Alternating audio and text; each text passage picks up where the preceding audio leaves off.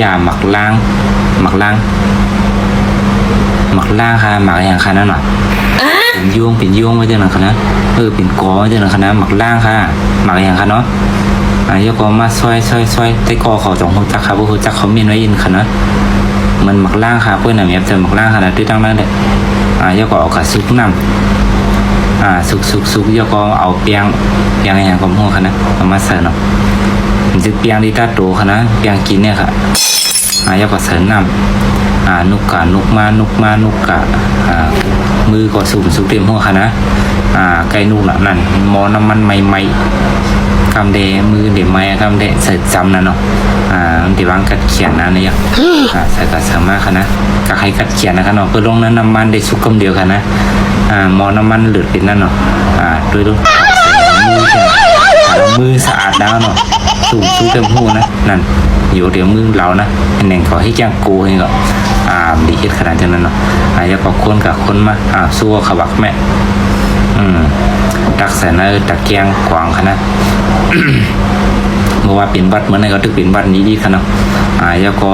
มาเอาเบอร์ตื้ยมองซ้ายมองขวาตีหลักของปืนให้เยอะด้วยเด็กมีผักก็เอาเลยมันจะปั่นแห้งคูดหลักขนาดด้วยเดียพี่นั่นค่ะนะมองซ้ายมองขวาเนาะหลักของปืนนั่นด้วยลูกลาดีเฮ็ดเนี่ยนั่นเอานั่นมากกวางแถวกุ้ยนั่นก่อ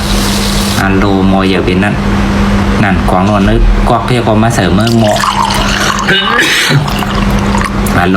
ตัวลายเสริมงอมเสริมยุ่ขนาดตึกพันเนี่ยโลนั่นลายเฮ็ดมันก็แต่ว่าเฮ็ดหมอกหนึ่งก็เยอะคนกะคนมาคนกะตีอย่างก็มันตีเฮ็ดปื้โลนี่นั่นคนมากี่เอาการหักแทงโลเว้ยสุกสักนะไล่กับมาไล่นั่นตึกเดียวนั่นมากกว่าให้อยู่โลจองกันนำไหนคนมาเป็นตุงไปแล้วค่ะนะยังหมดนั่นไล่ใส่น้ำอ้อยขยมนั่นซุยมาซุยกว่าสาวก็ไม่ได้คน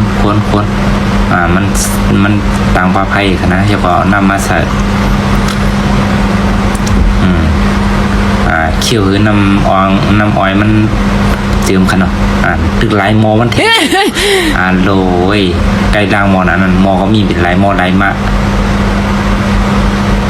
จอก็หลายมอก็หลายคนมากขนาด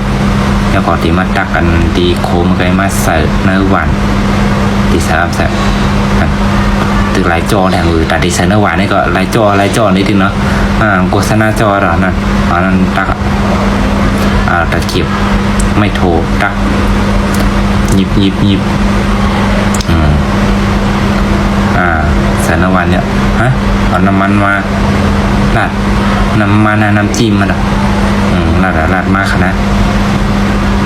เป็นของเมนูอย่างกับหัวขนาดนั้นหมักพี่ได้อย่างกับหัวค่ะเอามาใส่สีเขียวสีเหลืองนะเป็นของเมนูอย่างขนาดนั้นว่ะแล้วก็หมักนั่นหมักอย่างกับหัวขนาดแต่ก็เขาสองหัวจักค่ะเหมือนหมักล่างค่ะนะกุ้ยหนามอยากเจอหมักล่างค่ะตั้งนั่งเป็นม้วนๆไปเนาะเหมือนถือกับหัวเปิดได้ก็เขาเกี่ยวคลิปอย่างไหนก็อย่าลืมกดไลค์กดแชร์กดติดตามไม่ปันป้าค่ะนะก็จะได้เฮ็ดคลิปอย่างไหนมาหนีปันกวนกูวันในขนาดก็ยินจมค่ะได้ก็ดีปันแห้งค่ะนะก็ค่ะ